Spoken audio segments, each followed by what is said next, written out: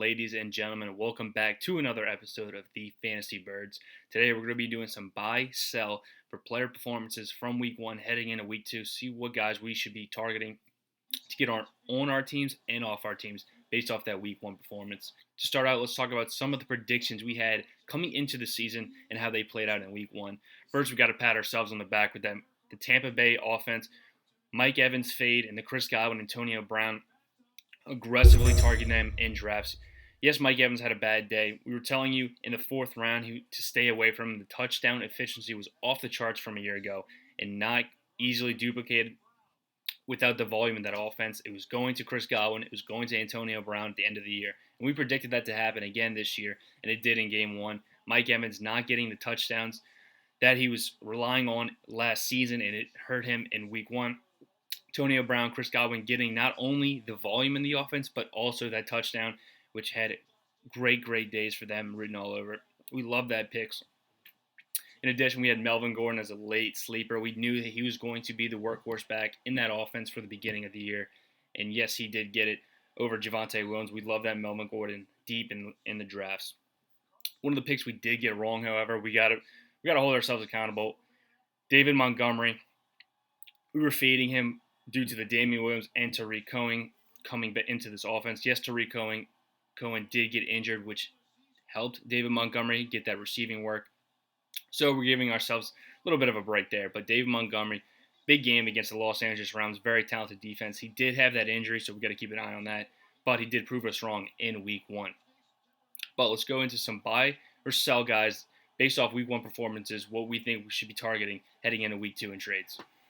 First guy we're going to talk about is Ezekiel Elliot, first-round running back for the Dallas Cowboys, going up against the Tampa Bay Buccaneers. Only 11 carries in this game with 2 receptions, 4.9 total fantasy points, but I am not concerned about Ezekiel Elliot at all. Disappointing Week 1 for a first-round pick. Yes, we see it, but we got to look at the game and how it played out. Tampa Bay, probably the best run defense in the entire NFL, with the front four and the linebackers they have on that team. Going to provide difficult matchups for any running back in the league. To go along with Tom Brady scoring left and right, keeping this Dallas offense needing to throw the ball downfield to keep up with this team. In addition, Tampa Bay's secondary is easily the weakest part of their team, so it makes sense for the Cowboys to come out throwing the ball over running the ball with Ezekiel. It's still Zeke getting the goal line carries, the most important touches in this offense. We're not worried about Zeke Elliott. I'm going out and I'm trading for Zeke any opportunity I can if the Zeke owner is worried at all about this game. I'm telling you, Zeke Elliott, this will be the most difficult game on his schedule. I expect big things for Zeke the rest of the way. Not concerned one bit. Next guy that I actually am concerned about is James Robinson for the Jacksonville Jaguars. Concerns coming into the year on James Robinson. New coaching regime in Jacksonville. No loyalty to this running back whatsoever. First thing that this coaching unit actually does this offseason is goes out and drafts a first-round running back. That tells you all you need to know about their interest in James Robinson, undrafted rookie running back from a year ago. Dynamic off the waiver wire. Got a lot of teams to the playoffs and got a lot of teams in the championship. But this year, it looks like Urban Meyer's not a huge fan of James Robinson. Carlos Hyde actually getting almost double the carries Robinson saw in Week 1. Poor game script for the Jacksonville Jaguars against the Houston Texans, and we have to expect this the rest of the way. I mean, Houston's one of the worst teams in the NFL, and they just blew the doors off of the Jaguars. So how can we expect the Jaguars to have any better game scripts coming up in the future? Only 5 carries for Robinson. Extremely disappointing if you drafted him in the 3rd or 4th round. I think I'm selling James Robinson here. I don't see how this situation gets any better for him. Urban Meyer, former Ohio State coach. Carlos Hyde, former Ohio State running back. There's a connection there. Carlos Hyde looks to be the lead back here in a committee-type situation for Jacksonville, and I don't think the touchdown upside is there for James Robinson to where he can provide solid flex play on a weekly basis. I'm not selling him for a bag of chips, but I am trying to get James Robinson off my team if anybody's willing to pay somewhat close to value what you gave in the draft. Yes, he was involved in the receiving game, 3 catches for 29 yards, but it's just not enough to boost his value on a week-to-week basis. Gardner Minshew really gave James Robinson a lot of value with those dink and dunks down the field. But Trevor Lawrence really trying to push the ball down the field, over 300 yards passing, 3 touchdowns.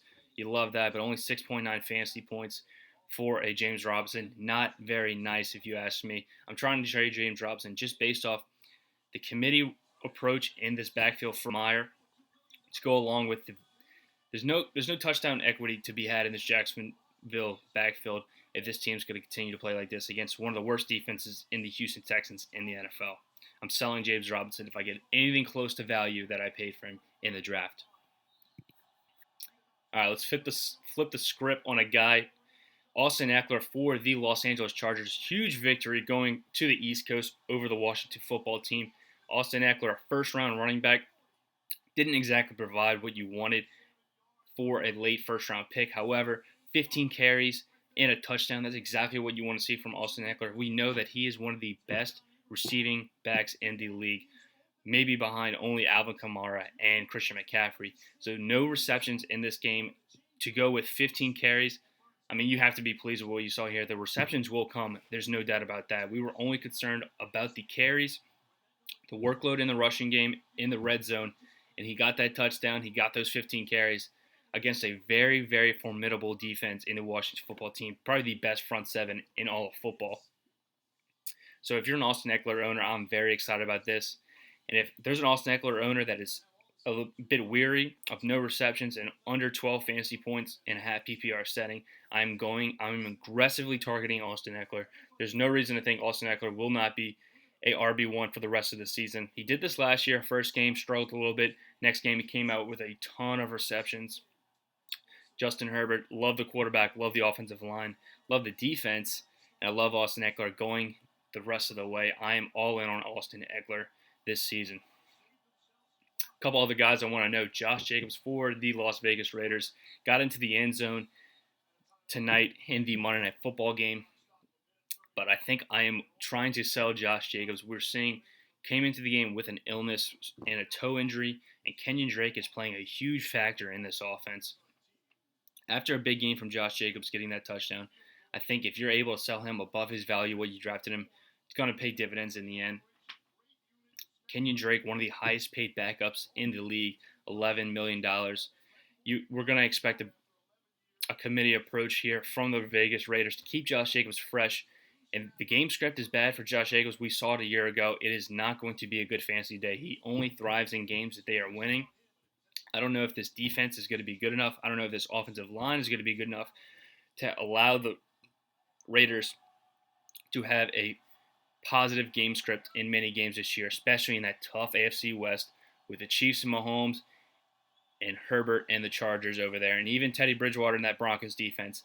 I'm trying to get Josh Jacobs off my team if I can after a big, big game in Las Vegas Monday Night Football debut. But Josh Jacobs, I'm trying to get rid of him. If I get any value, a little bit increase to what I paid for him in the draft, Josh Jacobs is definitely a guy I'm looking to sell off my team heading into week 2.